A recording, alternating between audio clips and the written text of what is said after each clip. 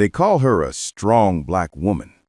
It's supposed to be a compliment, but sometimes it feels more like a sentence, because behind that strength, there's exhaustion, silence, and expectations that never end. Today, we're talking about the pressure to be a strong black woman, where it comes from, why it persists, and what it's costing us. Welcome to the Balance Talks. Real conversations. No sides, just sense. Let's be honest. Strength has always been part of our story. From slavery, colonization, apartheid, displacement, black women have had to be pillars when the world fell apart. Our mothers worked double shifts, raised families alone, fought battles they never had time to heal from, and still managed to smile.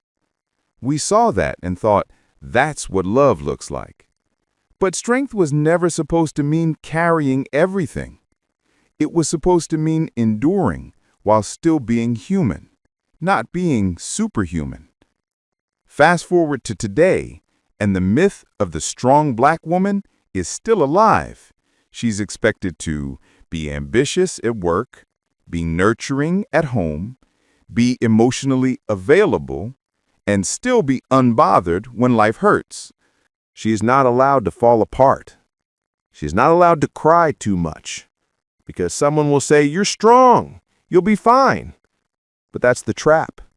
When people believe you're strong, they stop checking if you're okay.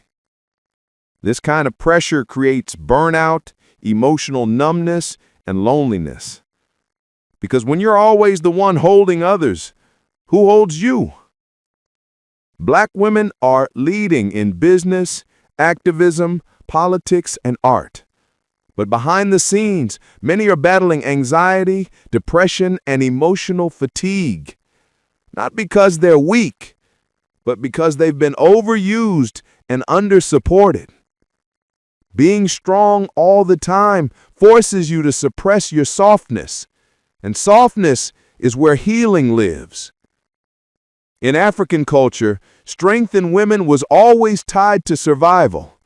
Our grandmothers didn't choose independence. It was thrust upon them. But somewhere along the way, we began to idolize their endurance more than their humanity. We started calling pain power. We started celebrating women who suffer quietly. And now, even when we have more freedom, we still carry the same emotional armor. But strength isn't the problem. The problem is when strength is the only thing you're allowed to be. Every strong black woman has moments no one sees. Crying in the car before walking into work, hiding sadness to keep the family together, feeling guilty for wanting rest. It's an identity built on performance, and performances eventually break. You don't get extra points for suffering quietly. You don't have to prove your worth through pain. Sometimes the strongest thing you can do is to stop pretending you're okay. So what if we redefined what it means to be strong? What if strength meant knowing when to ask for help, setting boundaries without guilt, allowing yourself to be soft, emotional, and cared for? True strength is not endurance, it's authenticity. It's saying, "I'm tired," and not feeling like you failed your ancestors for resting. Our foremothers fought for us to have choices, and one of those choices should be peace. Being a strong black woman isn't about doing everything alone.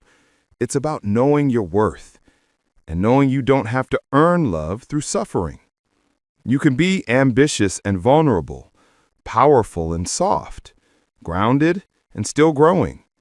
Because the goal was never to be unbreakable, it was to be whole. So maybe it's time we stop glorifying pain and start celebrating peace. This is the Balance Talks.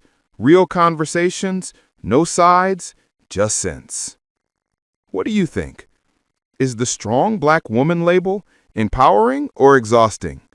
Drop your thoughts below. Let's talk about it, respectfully. The Balance Talks. Balance, not battle.